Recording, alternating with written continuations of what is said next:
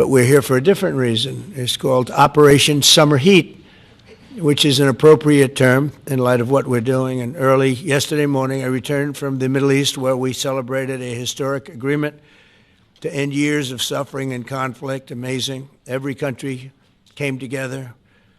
I mean, even the enemies came out and totally endorsed it. Everybody, I've never seen anything like it. Nobody's seen anything like it. And just as we are forging peace and stability abroad, we're also restoring peace and safety and stability at home.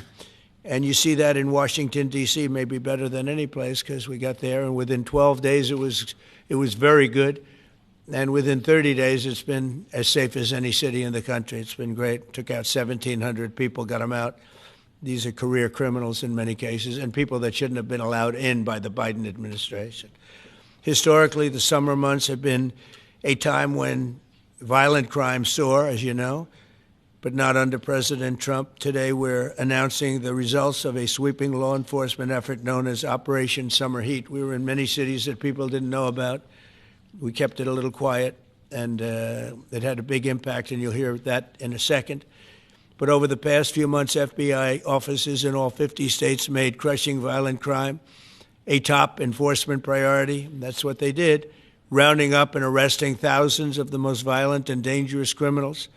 And these are among the most dangerous and violent people in the world. They were allowed, in many cases, not in all cases, but in many cases, they were allowed in by a very foolish, actually stupid, open border policy. Just anybody could have come in.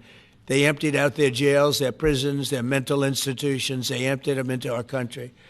And the people behind me have done an incredible job, because if we didn't have that administration, it would have been so much easier. They allowed millions of people in this country that shouldn't have been allowed, including over 11,000 murderers, half of whom murdered more than one person. And many of them are gone now, or they're put in prison, because we don't want to have them come back. So we literally put them in our prison, which we don't want to do. But we bring them back to their countries. Working with state and local partners, the FBI arrested over 8,000 violent criminals during the course of this period. In major cities like in New Orleans, Nashville, we saw a 250% increase in arrests. And we really went after the bad ones. These include 725 individuals wanted for violent crimes against children and murderers.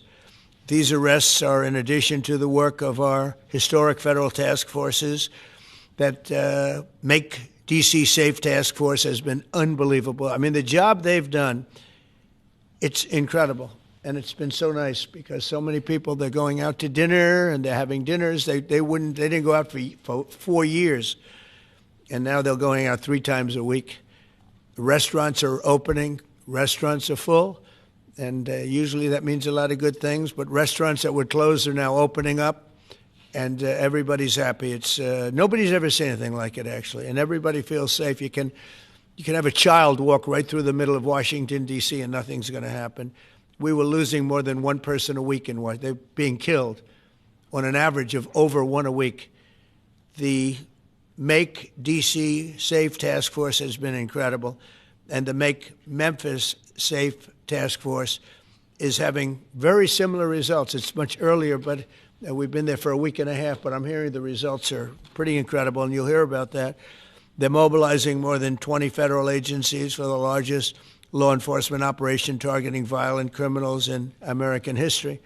As a result of these efforts, violent crime declined nearly 20% nationwide compared to the same period last year, and it was the safest and most peaceful summer in 2 decades. And honestly, we haven't really even gotten going yet. If we didn't have to fight all of these radical left governors, we could have had Chicago taken care of, as an example. They had, in a short period of time, 4,000 murders in Chicago, and we have to listen to this man stand up and say that we're bad people. And the people of Chicago are walking around with MAGA hats. You have women, beautiful black women, walking around with MAGA hats. Please let the president in, and we don't care how he does it. They're not interested in National Guard or Army, Navy, bring them in, Marines, bring in the Marines. They just want the crime to stop, and more so because of the success that we had in D.C. I think if we didn't have that success, nobody would even believe it. So I want to congratulate all of the incredible law enforcement professionals joining us today, especially Attorney General Pam Bondi, who's terrific, Deputy Attorney General Todd Blanche, who is a fantastic legal talent. He really is. He's a great guy, too. And, of course, FBI Director Kash Patel. They have worked so hard on this and other things. Since the start of the administration, the FBI has arrested over 23,000 violent criminals, more than double the number arrested in the final year of the Biden disaster. The FBI has also destroyed or severely disrupted more than 170 organized criminal enterprises and gangs, 1,600 of the most violent gangs, and confiscated over 6,000 illegal firearms. And they've tracked down and arrested 4 fugitives on the most wanted list, 4 of the most wanted. Actually, 2 of them were the most wanted fugitives in the world. There's still much more work to be done, which is why the FBI continues to work alongside the Department of Justice, the Department of Homeland Security, and the Department of War to defend. And Pete Hegseth has been fantastic, by the way, on this too, on other things, but on this too, to defend law and order and combat violent crime, arrest illegal aliens, and make American cities the safest in the world. And when I campaigned, I talked about crime, but I never knew that we were going to get into it like we did. You know, I mean, I used to watch these cities with the murders. Chicago recently had one deal where they had 11 murders in one weekend, and they said, well, yeah, but it was a holiday weekend. They actually told me that was the reason, like it was okay because it was a holiday. It was Labor Day. These people are the worst. They really have to, they better, I tell you what, the people in Chicago and the people in places like that can be fixed. At some point, it gets to where you can't fix it anymore. It's too far gone. And we have some cities like that. But these are great cities that can be fixed. I'm going to be strongly recommending, at the request of government officials, which is always nice, that you start looking at San Francisco. I think we can make San Francisco. There's one of our great cities 10 years ago, 15 years ago, and now it's a mess. And we have great support in San Francisco, so I'd like to recommend that for inclusion, maybe in your next group. You'll get great support. Every American deserves to live in a community where they're not afraid of being mugged, murdered, robbed, raped, assaulted, or shot. And that's exactly what our administration is working to deliver. I didn't realize I was going to make this such a big factor in the administration. I didn't really campaign. I campaigned on crime, but I never thought we'd go into every city and take a really safe city that we've all been living with for years and make them safe. And now it's like a passion for me, and it's a passion for the people behind me. So I didn't get elected. I did get elected for crime, but I didn't get elected for what we're doing. This is many, many steps above it. I want to thank Stephen Miller, who's right back in the audience right there. I'd love to have him. I love watching him on television. I'd love to have him come up and explain his true feelings, but maybe not his truest feelings. That might be going a little bit too far. But, Stephen, thank you for doing an unbelievable job. And the people of this country love you, I'll tell you, and they love what you say about crime and stopping crime. So now I'd like to ask Director Patel to say a few words, and then Pam and Todd also. And I just want to congratulate them. This is an amazing thing. And we're just at the start. We're going to go into other cities that we're not talking about purposely. We're getting ready to go in. And when they go in, like Kash as an example told me that people didn't even know, 5 months ago they went into Chicago, and they started doing a lot of work in Chicago, and we brought the numbers down a little bit, and but that really was just preparatory work for what we're going to do with the surge. We're going to have a surge of strong, good people, patriots, and they're going to go in, they straighten it all out. So a lot of these cities we're already working on, but we don't do it with a big flavor. But in a little while, you're going to see some numbers that you're not going to believe. And I think you'll probably start with Memphis, because I'm hearing the numbers are much quicker than we even thought possible. But again, D.C. it speaks for itself. Chicago is going to be okay. We're going to save Chicago. And I told you, and I told them, a very respected man, the head of the Union Pacific, said, "Sir, save Chicago. It can be saved." And the way he said it, it was like, can you believe it? We're trying to save Chicago. But I understood exactly what he wants, and that's what we're going to do. We're going to save all of our cities, and we're going to make them essentially crime-free. like other countries have crime-free. If you go all over the world, you go to the world, you hear Afghanistan and you hear all these different places. Our crime in certain cities is worse than anything they can even imagine. And we're not going to have that any longer. It's going to stop, and it stops right here. Kash, please. Thank you, Mr. President. What I'd like to do is just highlight some of the outstanding work that the men and women of the FBI have been doing. And thanks to your brave leadership and the mandate you were given by the American people to not only defend the homeland but crush violent crime, you tasked us with our great partners at the Department of Justice and the Attorney General and the Deputy Attorney General to start making arrests and bring prosecutions and safeguard our cities. And you said it. This is just the beginning. In just 7 months, I hope the media takes a look at every one of these charts, because these are the best numbers for fighting crime in U.S. history, and it's only 7 months in. And to do that, our vehicle to do it of choice was Operation Summer Heat, which the FBI architected to go after violent criminals. And in just a 3-month span, you had 8,700 arrests of violent criminals.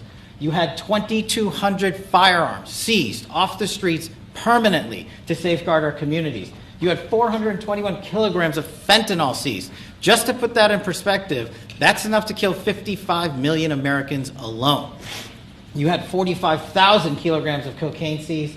And thanks to our Department of Justice partners, you had 2,100 indictments in 3 months, from June to September alone. Mr. President, that in and of itself would be historic for a 4-year presidency. You did that in 7 months because you let good cops be cops, and you partnered us with the right people at the Department of Justice to put the handcuffs on and bring them to court and put them in prison. And if that weren't enough, when you look at the year, for the entire 7-month period that we're talking about here, if you look at the past 4 years of the Biden administration, 16,000, 17,000, 15,000, 15,000.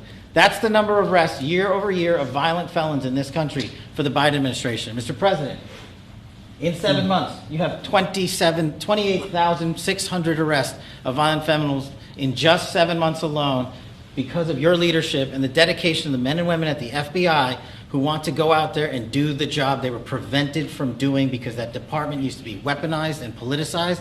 And this is what happens when you take out the fangs of weaponization. This number is historic by every metric. 28,000 people have been arrested, violent felons alone. And then when you go over there and look at some of these charts, if you don't mind, I'll just hop over here. Look at the metrics for not just violent crime, but the homeland. Mr. President, during your administration, the FBI has found and located 5,400 children. That is a 30% increase year to date over the last administration. Violent crimes against children arrests alone are up 10%. Gang arrests are up 210% in the last 7 months alone. And transnational organized crime, which Stephen Miller has been a great partner in, is up over 12% alone. These numbers are historic just as a snapshot. But just so people don't think we're focusing on violent crime alone, the national security mission, Mr. President, under your leadership has never been stronger. We have gone after espionage activities against our main counterparts in China, Russia, and Iran. In China alone, we've had over a 50% increase in espionage arrests alone and prosecutions. In Iran, we have had a 50% increase, again, in espionage cases. And in Russia, we've had a 33% increase in espionage cases alone. When it comes to counterterrorism, year to date, we have 125 arrests this year versus 100 last year, year to date alone. And when it comes to the cyber criminal activities, which are some of the largest enterprises plaguing everyday Americans, we at the FBI have put out a mission to go after cyber criminals like never before. Last year, they had in total 191. This year, you already have 252 arrests. 52 arrests of violent cyber criminals who are stealing from senior citizens, who are violating our children's rights and freedoms, and who are violating everyday Americans. These programs are record. And two of the things I'll finish with that I'm most proud of, Mr. President, this FBI. Fentanyl. As you know, it's a scourge that is killing our youth, 100,000 plus a year. To date, the FBI has seized 1,900 kilograms of fentanyl. That's enough lethal doses to kill 127 million Americans alone. To date. And if that weren't enough, Mr. President, you said we have to go after the worst of the worst. And you empowered our Department of Justice, our Attorney General, Deputy Attorney General, and the Deputy Director at the FBI, led the charge, not just on summer heat, but he also led the charge in the FBI's 10 most wanted fugitives. These people have been on the run for years. And in 7 months, you captured not one, not two, not three, but 4 of the FBI's most top 10 fugitives, 4. And just to put that in perspective, Mr. President, the Biden administration captured 4 in all of 4 years. You're on 7, and we're going to get to 10. We're going to get to 10 of 10. This includes a lady who murdered her 6-year-old handicapped child and fled to India. We got her in 2 months. This includes a narco trafficker. This includes a sex trafficker. This includes another first-degree murderer and gangbanger. These people were on the run because of the prior administration's reckless policies that destroyed our communities, and you came in and with a mandate said, go after the worst of the worst. This is just the beginning. This is what happens when you let good cops be good cops at the FBI. Mr. President, I just want to thank you for your incredible leadership, our brave partnership with prosecutors who know how to bring cases and make sure these arrests stick. And that's what the Attorney General and the Deputy Attorney General have led the charge across this country, because arrests without prosecutions are meaningless. We are deterring criminals from doing this activity. We are preventing criminals from coming into America, and we are absolutely crushing violent crime like never before and defending this homeland, sir. And not to mention, I almost forgot this one, it took you, sir, 2 weeks to get the Abbey Gate bomber. Joe Biden had 4 years to look for him. You got him in 2 weeks, thanks to the interagency effort by the FBI and the CIA, went to Pakistan, and now 13 brave warriors who were senselessly murdered because of disastrous Afghanistan withdrawal. They have justice, their families have a peace of mind, and we're going to continue to find the others, Mr. President. On behalf of the FBI, sir, I just want to thank you. Thank you very much, Kash. Great job. Very good. Very impressive. Pam, would you like to say? President Trump, the men and women of law enforcement say 2 things to me repeatedly. First, you have taken the handcuffs off them and let them do their jobs, and you let cops be cops. That's why all this is happening. The director, the deputy director are working around the clock. All of these great men and women in the FBI, they have families at home, and they are working during a government shutdown right now. Many of them have small children. Many of them, I was talking to an agent this morning, many of them have babies at home, and they are working around the clock to not only keep our country, but our world safe. And that's what Operation Summer Heat did. Thank you, Director, and to the Deputy Director for everything you did on behalf of the Department of Justice, and you're going to continue to keep doing. And they set the stage for what we're doing in Memphis. You're going to hear a lot more about that, our joint task force next week, but they set the stage for Memphis. And last night alone in Memphis, there were almost 70 arrests, there were 12 guns seized, and there was a 70-year-old man arrested as a result of our operation in Memphis who raped a child under the age of 3. That one case makes everything we're doing worthwhile. So thank you all for being here on behalf of both of us. Thank you, President Trump. Thank you. Todd, you want to say something? Sure. Thank you, Mr. President. So this is a great day, and I think there's stats that the director talked about which are important, but I want to give 2 examples of what Summer Heat has done that actually will apply hopefully to everybody in this room. The first is for over 4 years during the last administration, there was a hotel in a town, the middle of a town in Alaska, that was being run as a drug den. There were over 1,000 calls to 911 over 4.5 year period. There were multiple violent crimes, drug dealers, overdoses, and murders at this one hotel, ruining a community. Summer Heat went in there. It's not only arrested all the participants that were controlling the hotel, but seized the hotel.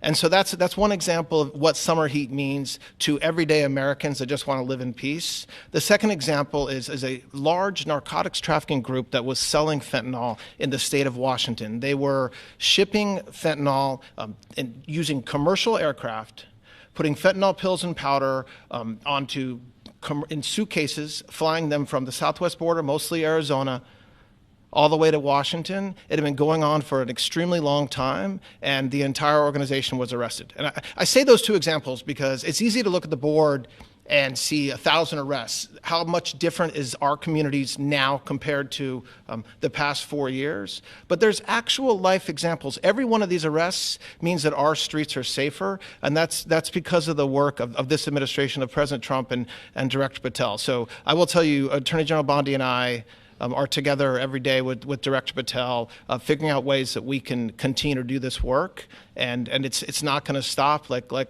the Attorney General said and like the President said, this is just the beginning, or phase one, or a start, whatever you want to say, but it will continue on. So thank you, Mr. President, and thank you very much, Director Patel. And Mr. President, just one last thank you from the men and women at the FBI. You found a way to get these individuals paid during a government shutdown, our 1811 agents. So on behalf of the FBI, it's a great debt that we owe you, sir. They're now allowed to pay for their families, so thank you. And the military. Good. That's right. Thank you. Okay, thank you very much. Any questions, please? Brian, go ahead. First of all, I know the feedback I'm getting from the American people, they want to say thank you. Law and order is not an option in this country. It's a mandate. So I know the American people, thank you for that. In terms of the guns that have been taken off the street, do you have a number of how many guns were taken away from someone that had a prior felony or a previous crime, that perhaps we can prosecute that? Because I know that wasn't the case under Joe Biden. We don't take guns off the streets of people that are allowed to have guns. So every gun that we're taking off the street is because it belongs to somebody who is not allowed to have it. Could be a felon, could be somebody who hears illegally. There's all sorts of conditions. But if there's a gun taken off the streets by the FBI, it's because the person who has it is not allowed to. It's not somebody who's lawfully allowed to have it. So every single one of those guns were taken off of people that aren't allowed to have them. And not including the FBI, all of the other agencies. ATF alone, since January 20th, has removed over 25,000 illegal guns off our streets, just since President Trump's been in office. And Mr. President, if I could follow up on that, could there be any further conversation to have national concealed carry applied to actual DC? Like if you had a driver's license in Texas and you had a permit, of course you could drive. Well, as you know, they've been talking about that for a long time. It's an interesting question. A lot of people feel strongly both ways, but we are talking about that, Brian. Thank you. Mr. President, on Venezuelan boats, I want to ask you, why not have the Coast Guard stop them, which it is empowered by law to do? You know, this way you can confirm who's on the boat and ensure that they're doing what you suspect. Because we've been doing that for 30 years, and it has been totally ineffective. They have faster boats. Some of these boats are seriously, I mean, they're world-class speedboats, but they're not faster than missiles. But we've been trying to do that for years, and so much of the drugs, 25–30%, would come in through the seas.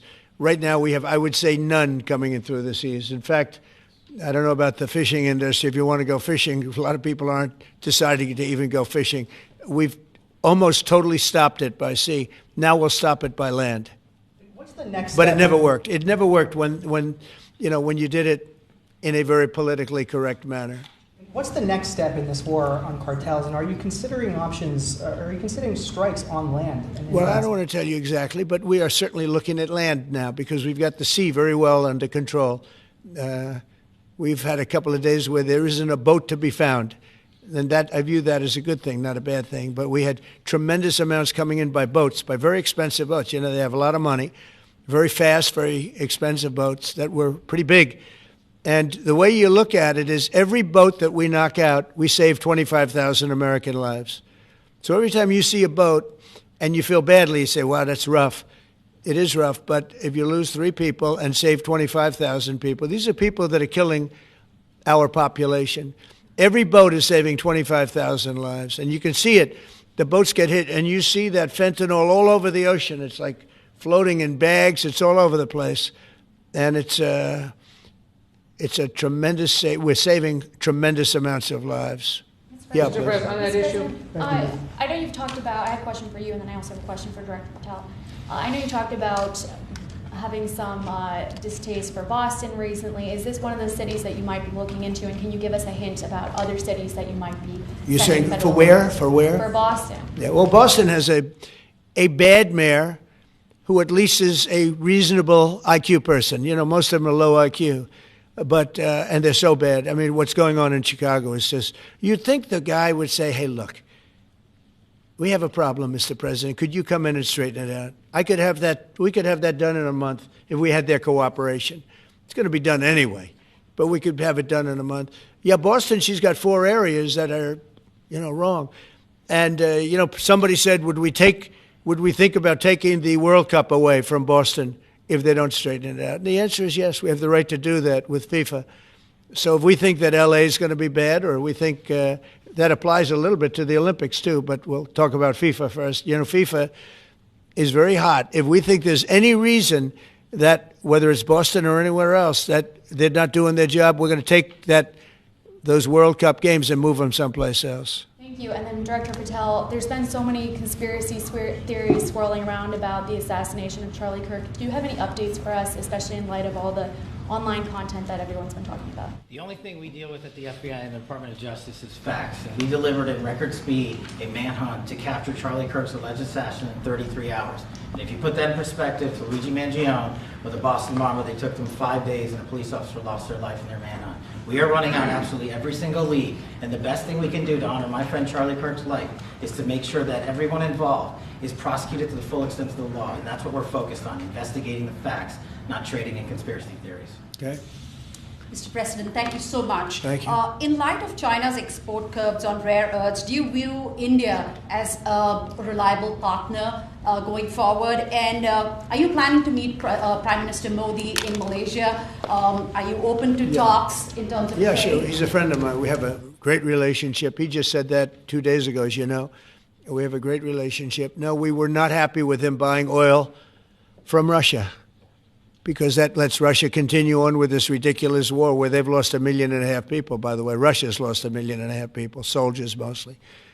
This is a war that should have never started, but it's a war that Russia should have won in the first week, and they're going into the 4th year. And I want to see it stop. So I was not happy that India was buying oil. And he assured me today that they will not be buying oil from Russia. That's a big stop. Now I got to get China to do the same thing. You know, that is relatively easy compared to what we just did over the last week in the Middle East. Middle East was 3,000 years, and we got it done. This is 3 years, and I think we'll get it done. I think that President Putin, I think he wants to get it done. We'll see. There's a great animosity between him and Zelensky. You probably have noticed, right? And it's, I think it's hurting the process. Yeah, please. Mr. President, thank you. Curious, why did you authorize the CIA to go into Venezuela? And is there more information you can share about these strikes on the alleged Well, I can't drug do busts in that, the but Caribbean? I authorized for 2 reasons, really. Number one, they have emptied their prisons into the United States of America. They came in through the, they came in through the border. They came in because we had an open border policy. And as soon as I heard that, I said, a lot of these countries, they're not the only country, but they're the worst abuser. And they've entered they've allowed thousands and thousands of prisoners, mental institution, people from mental institutions, insane asylums, emptied out into the United States. We're bringing them back, but that's a really bad, and they did it at a level that probably not, many countries have done it, but not like Venezuela. They were down and dirty. And the other thing are drugs. We have a lot of drugs coming in from Venezuela. And a lot of the Venezuelan drugs come in through the sea, so you get to see that. But we're going to stop them by land also. Does the CIA have authority to take out Maduro? Oh, I don't want to answer a question like that. That's a ridiculous question for me to be given. Not really a ridiculous question, but wouldn't it be a ridiculous question for me to answer? But I think Venezuela is feeling heat, but I think a lot of other countries are feeling heat too.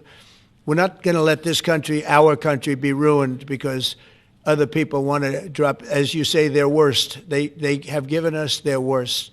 They've loaded up our country with prisoners, with mentally ill people that are seriously ill, criminally ill, and we're not going to take it. And so, I mean, it's just one of those things. And I can tell you, we've taken care of the sea. There's nobody, and we're watching. We're watching.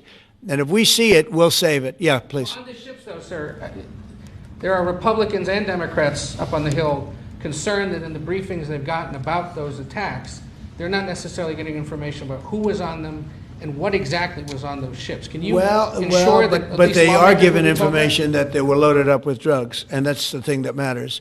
When they're loaded up with drugs, they're fair game. And every one of those ships they're not ships, they're boats, they're speedboats. They're extremely fast, record-setting type speedboats that cost a lot of money, and they have a lot of money because they're drug sellers. But they know one thing, and they all have the same thing in common.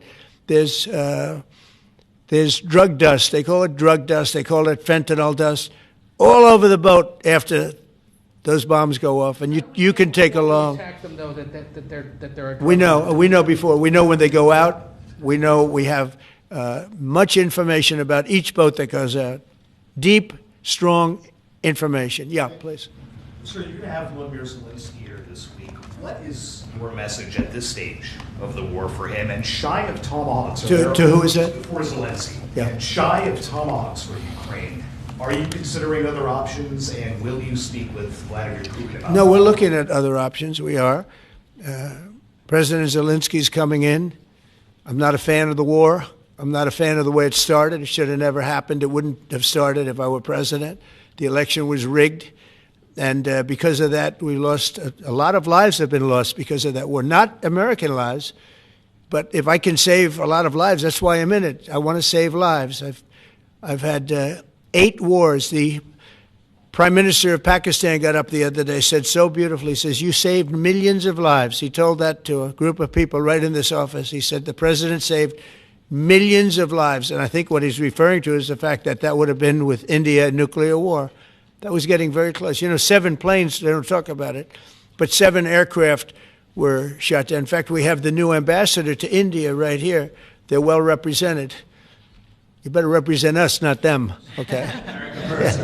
But Sergio's going to do a great job. He's going to do a great job. But, no, we'll be talking about the war with him, and we'll be talking about, I mean, they want to go offensive. I'll make a determination on that, but they would like to go offensive, you know that, and we'll have to make a determination. Can I follow up the question? Given you have the FBI Director and Attorney General here today, Jim Jordan has asked Jack Smith to appear into the House Judiciary. You mean deranged, Jack? He's a deranged individual, yeah? He's asked him to... Well, they should. I'm surprised it takes so long. Right. You know, we're talking about violent crime. What about the crime against a political opponent? That's what we have to talk about, too. Jordan would like to understand the full extent to which the Biden-Harris Justice Department weaponized federal law enforcement. What do you think the committee will find out, Mr. Smith? I think it was the worst weaponization of a political opponent in the history of the world, let alone this country. And I hope that everybody's, you know, they're involved in it. I'm not. I'm the one that had to suffer through it and ultimately win. But what they did was criminal. Deranged Jack Smith, in my opinion, is a criminal. And I noticed his interviewer was, I think that was Weissman. And I hope they're going to look into Weissman, too. Weissman's a bad guy. And he had somebody in Lisa, who was his puppet, worked in the office really as the top person. And I think that she should be looked at very strongly. There was tremendous criminal activity having to do. If we don't have fair elections in this country, we're not going to have a country. And I've said it from the beginning, fair elections and borders. And we need also fair press, because if you don't have fair press, it's very tough. And we've got the strongest border of anybody. Nobody has a border. We have a border where the numbers just came out again. You saw 0 people came in illegally. Now, we do take people into our country legally, but 0 people. But, you know, you're talking about a different subject. You're talking about political crime. They have committed massive political crime. I hope they're looking at Shifty Schiff. I hope they're looking at all these people. And I'm allowed to find out. I'm allowed to, you know, I'm, in theory, the chief law enforcement officer. But I have a very good, talented group. This is about something else. But I hope they're looking at political crime, because there's never been so much political crime against a political opponent as what I had to go through. They raided my house in Florida. It was an illegal raid. I have a lawsuit that was doing very well. And when I became president, I said, I'm sort of suing myself. I don't know. How do you settle the lawsuit? I'll say, give me X dollars, right? And I don't know what to do with the lawsuit. It's a great lawsuit. And now I won. It sort of looks bad. I'm suing myself, right? So I don't know. But that was a lawsuit that was very strong, very powerful. They raided illegally my house in Florida, Mar-a-Lago. They went through the drawers of my young son. They went through all of the cabinets and drawers of the First Lady. She walked in, she said, wow, what happened? Because she's very meticulous, and this wasn't so meticulous. As she looked into the drawers and she saw everything a mess. What they did against a person that just got out of office. And then you look at these corrupt people. You look at Hunter Biden. You look at the signature. As an example, the Autopen. I just signed so many different things. An admiral, a 4-star general. I'm signing them left and right, the commissions. And by the way, I want to compliment John Thune and also Mike, our great speaker. But John Thune All of a sudden, I'm getting these things by the hundreds. I was getting one every 2 weeks. It would have been 4 years before you got them in more. You would have had some that didn't even get in, all because of Democrat obstruction. So John Thune did a great job. I must have signed 200 into the administration. We're just about caught up. It's amazing. And so compliments to John. He had to do some things that were very tough to do that he didn't want to do, but he was forced to do it by the Democrats. And as far as the shutdown's concerned, this is a Democrat Schumer shutdown. And he's trying to do it to get relevance back into the party because he's a loser. I've known him all his life. He's always been sort of a loser, but an intelligent one. But I think he's losing IQ points with time. I think that happens. I hope it hasn't happened with me. I know if it did, you guys will let me know about it very quickly. Violent crime, sir. Here in D.C., a judge has given the two teenagers that beat up ex-Doge staffer Big Balls probation. It's incredible. And no jail time. Is this justice? Jeanine Pirro is doing a fantastic job, and she is beside herself because you have these radical left judges that they beat the hell out of this guy. And there was many people against this one guy who was really trying to protect his girlfriend. He didn't want to hooded over the door but they really beat him up badly. That just happened, right? Yes. Wow, that's terrible. I think the judge should be ashamed of himself. That's a big problem. You know, they can do their job and then they go into a court and the people are protected by these, I don't know where they come from. Where do these people come from? Where do the judges come from? I want to compliment on behalf of Pam and Todd and all of us because, Kash, I think that Jeanine has done a fantastic job. And the case I heard was like flawless. It's a flawless case. They have them on tape. They have everything. And then a judge gives them a little probation. These are rough guys. And they're young. And if that happens, they're going to grow up. They're going to be real bad. They're going to cause a lot of problems. Yeah, please. Go ahead. So, George Gore has just gotten back from India. What were the conversations like with Prime Minister Modi and the other? I think they were great. He reported to me that he's a great man, you know. Modi is a great man. That he loves Trump. Now, I don't know if the word love, I don't want you to take that any different. I don't want to destroy his political career, okay? But you have to understand, I've watched India for years. It's an incredible country. And every single year you'd have a new leader. I mean, some would be in there for a few months. And this was year after year after year.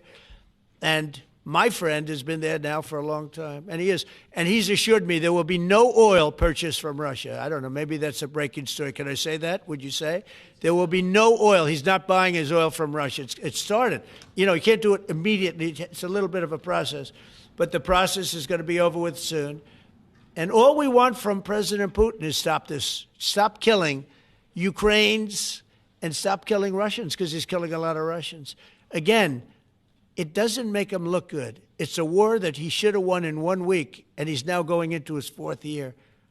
That does not make this big so-called war machine look good. But he could make a settlement. We're willing to settle. I thought we had a deal. The hatred of the two leaders is it's an obstacle. It's an obstacle. There's no question about it. But I thought we had a deal 2 months ago. Who would think I created peace in the Middle East and can't get the two guys to settle? But I think we'll get them. But if India doesn't buy oil, it makes it much easier. And they're not going to buy. They assured me they will. Within a short period of time, they will not be buying oil from Russia. And they'll go back to Russia after the war's over. Jennifer? On the shutdown, sir, are FBI officials being paid right now? Are all the FBI employees being paid, and are all the... Well, that's what I understand. I hope so. Thanks to your great work, Mr. President, the 1811 special agents at the FBI are going to receive their paychecks. Got a lot of people paid, actually. We got the people that we want paid, okay? And we want the FBI paid, we want the military paid. We got the people that we want paid. And I'll tell you, the Democrats, they don't talk about this. You know, we're getting rid of programs that we didn't like, but that were negotiated in, but we didn't like. We're terminating those programs, and they're going to be terminated on a permanent basis. And it's thousands of people, and it's billions of dollars. We're getting rid of a lot of things that we never wanted because of the fact that they made this stupid move. And they don't want to talk about it. You know, they have their day coming up. I hear very few people are going to be there, by the way. But they have their day coming up, and they want to have their day in the sun. but they should really make a deal. So what we're doing, I mean, they call him Darth Vader, but he's actually a very nice person, Russell Vogt.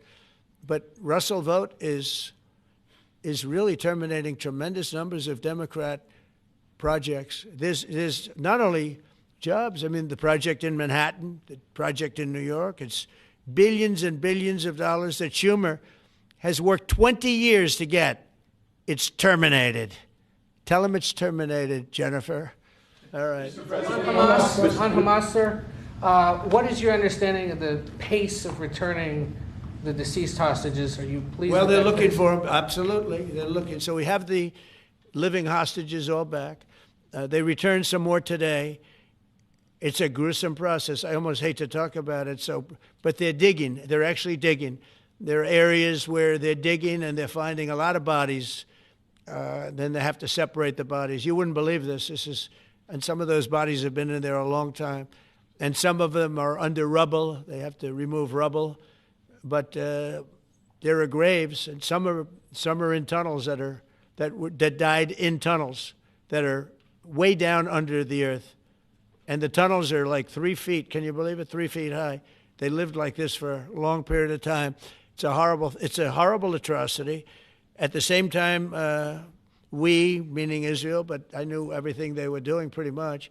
I knew most of the things they were doing, but they've killed probably 70,000 of these people, Hamas. And I said, it's time now.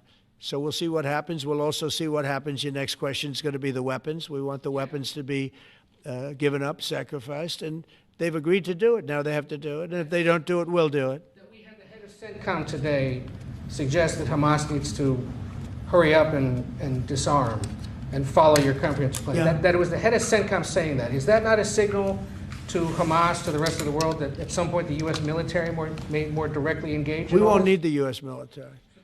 We won't need it. Why not just yield? Because we're very much involved in it. If we weren't involved, there wouldn't be peace. If we didn't destroy the nuclear capability of Iran, that deal would have never happened for two reasons. The Arab nations would not have felt bold enough to do it because you have a very powerful, at that time, Iran. It's not powerful anymore between what Israel and us did, because, the attack was, if you look at it, we helped them very much. They will be the first to tell you, including shooting down thousands of drones that were coming into Israel. We shot them down. We were shooting them down like it was target practice, but we shot down thousands of drones and missiles also going into Israel. But between what we did to Iran that way with the, conventional, we will call it, and what see that beautiful plane, that B-2, I noticed it on the desk. I always thought it was beautiful, but I never understood it. Now I understand. It took in hundreds of thousands of bombs in the form of two, but hundreds of thousands of pounds of bombs.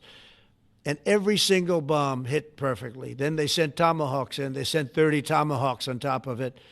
And that was totally, CNN said, well, maybe it wasn't as bad as Trump said, because I said obliterated. Obliterated is not a strong enough word, actually. And you saw the Atomic Energy Commission came out and said the word obliteration is very, very... Think of it. They came in under potential fire. They entered Iran airspace late at night, in the dark, no moon. The moon was low for a reason. What time we picked it. Couldn't see anything. And they hit every target, and they weren't hit. Nobody saw that plane. That plane is stealth. Nobody saw it. The problem with that is it may be stealth today, but tomorrow it won't be. And we just ordered about 20 brand new B-2 bombers. It's unbelievable as a weapon. I know Putin, when I was riding with him in Alaska, we passed a lot of them. And he said, that really did the trick. I said, yeah, it did. It's amazing. The flying wing.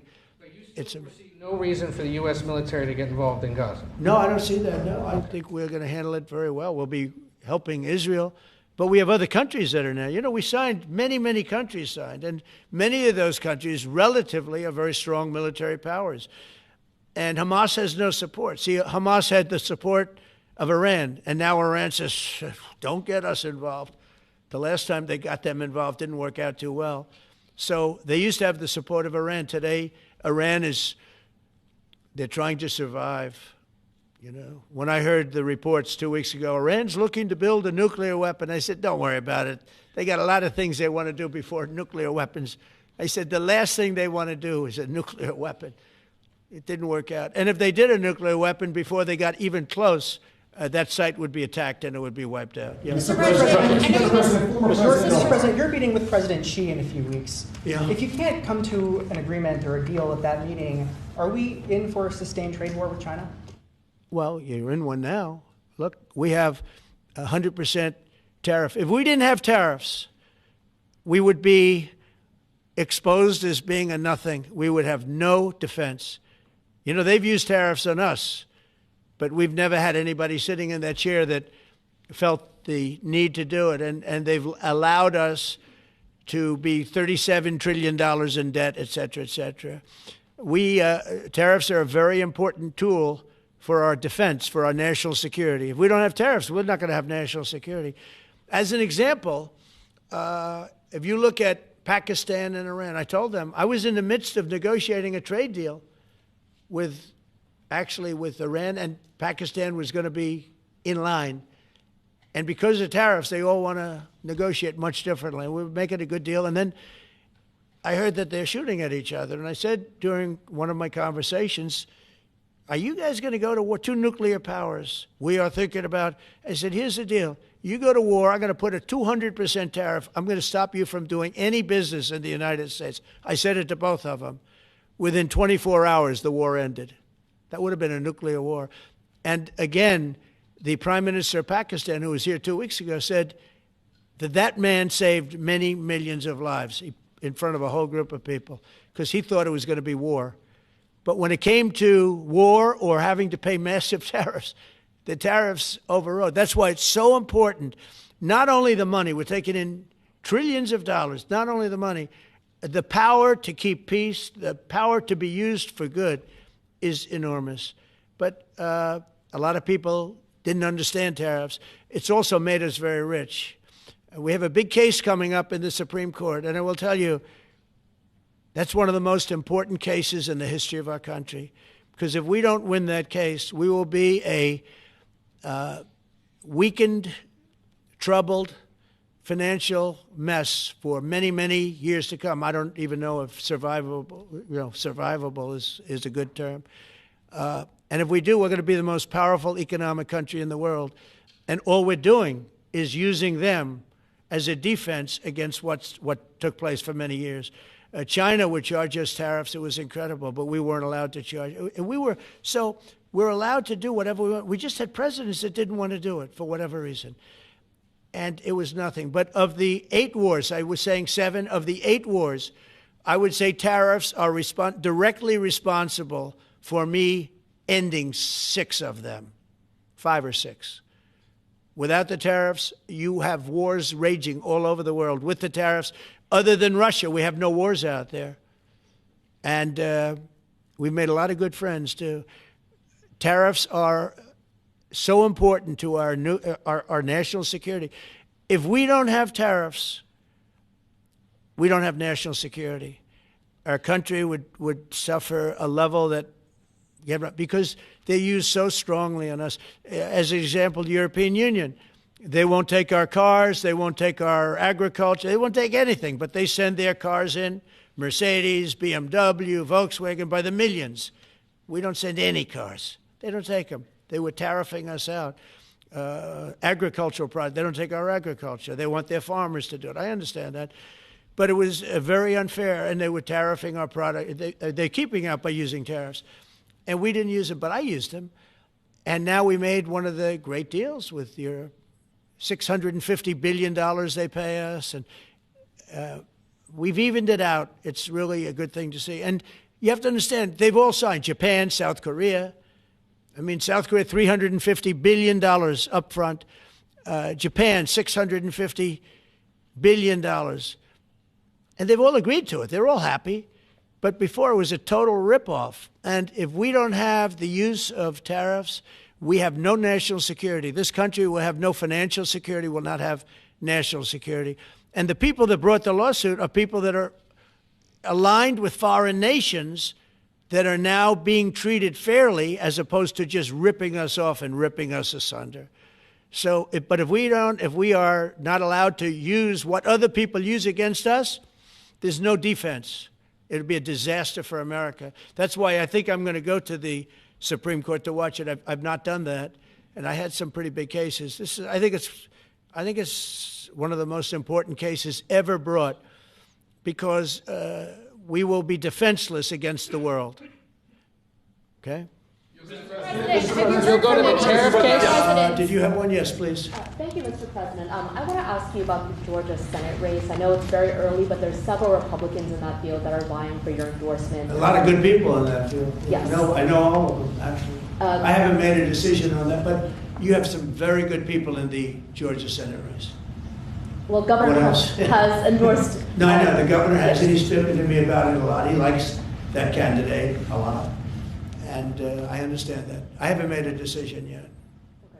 But I'm following that race very carefully. I think it's very important for Georgia to get a real senator, because the senator they have now is a horrible senator. He allows all the crime, all the borders. You have open borders. I mean, his whole philosophy is a disaster. That's not representative of the people of Georgia. I know the people of Georgia. I won Georgia 3 times, but they say twice.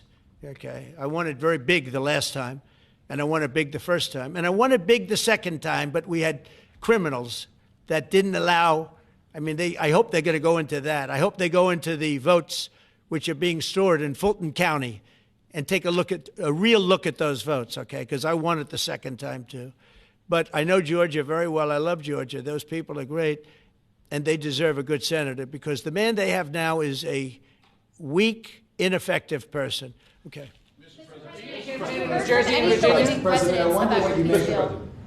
By the way, you won Georgia 3 times. Yeah, I agree. Do you agree with me? I and do. He's the media. For someone that spends a lot of time in Georgia, I believe you won that. Yeah, okay. I really have a question about the word believe isn't strong enough, right? Yeah, you know. There you go. It's true. I know I won too. We have the great Newt Gingrich. Newt, you agree with us? Good. Otherwise, I'd have him dismissed immediately from the room. You know, his wife, as you know, is becoming an ambassador to a great country, Callista. So congratulations. And we're going to take a picture. And the only reason I'm doing it, he speaks so well of me. He said, I'll go down as the greatest president in history. And then he blew it. He said, I'm not sure if I put him above Washington or Lincoln. So I'm not that happy about that, dude.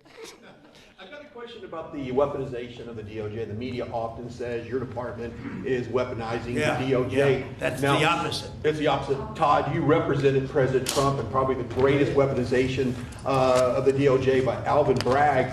You know firsthand, if you could describe what you saw under the Biden administration and how they weaponized the DOJ. Well, I think it's hard to describe what happened in those last 4 years against President Trump. Alvin Bragg, a local prosecutor, his office staffed by somebody from DOJ. Jack Smith, picked as a special counsel, staffs his entire office with DOJ prosecutors. And then there are countless things that happened, all in writing, most of them on the docket, that require no explanation except a complete abomination of the place that the Attorney General and I run now, and Director Patel. So when people talk about this department weaponizing, it's embarrassing.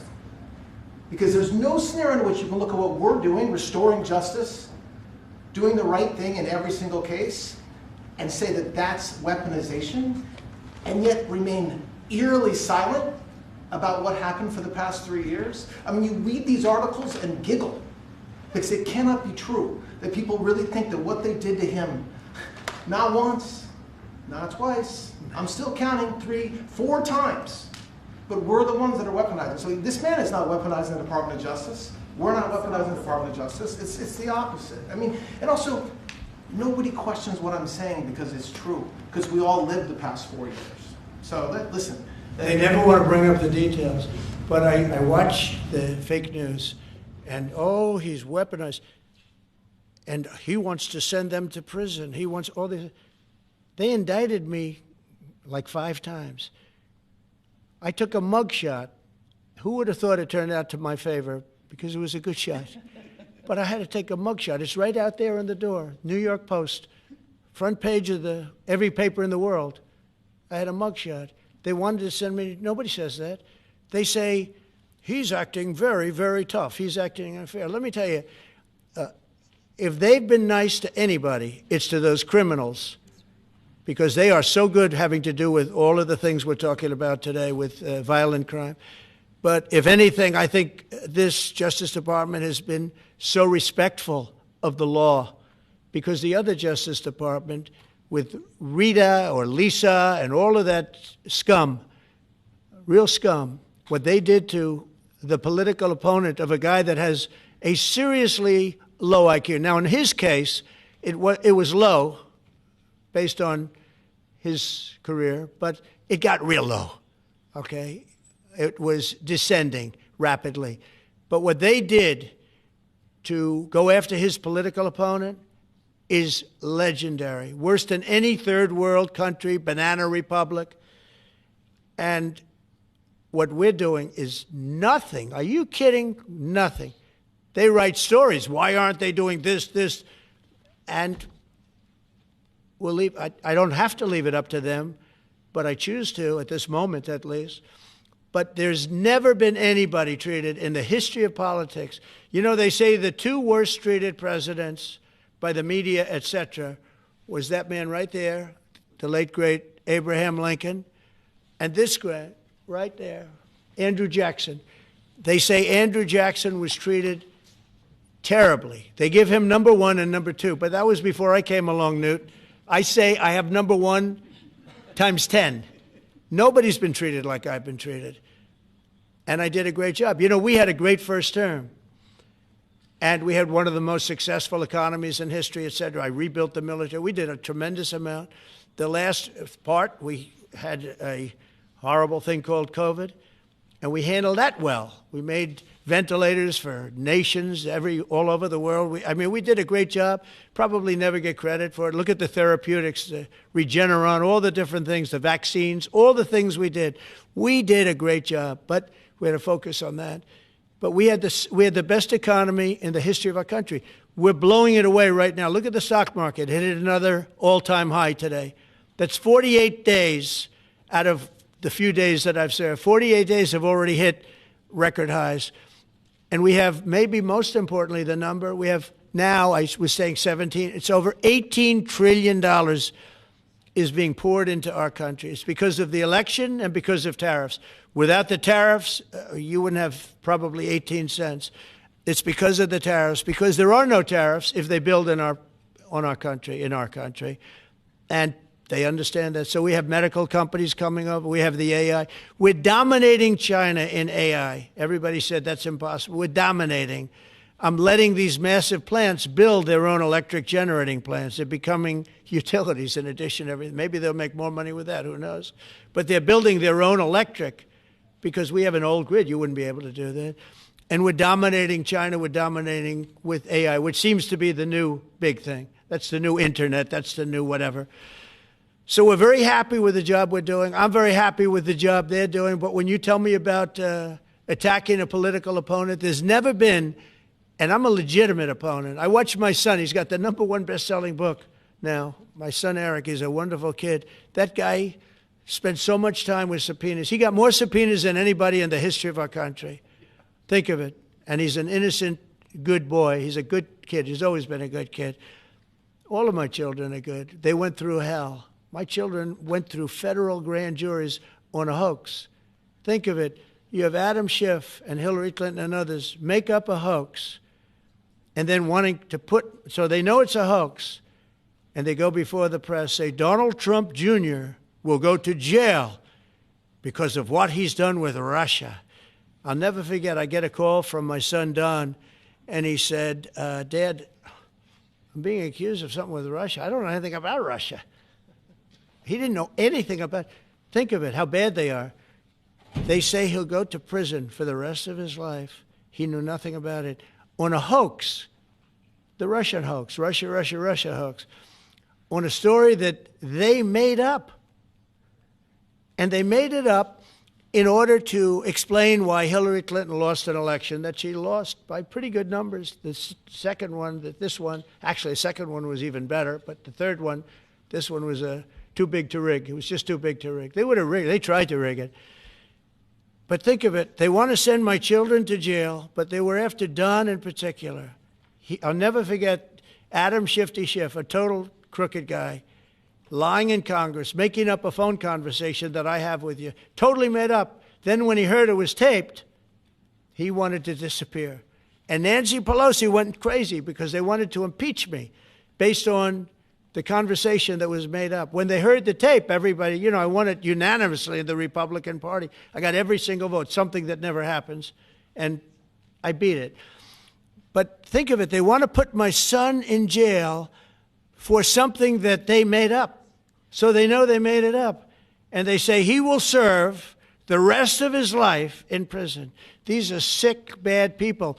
And don't tell me about us going after them. If anything, we've been very, very soft. I wouldn't be that soft, I'll tell you that. Thank you very much, everybody.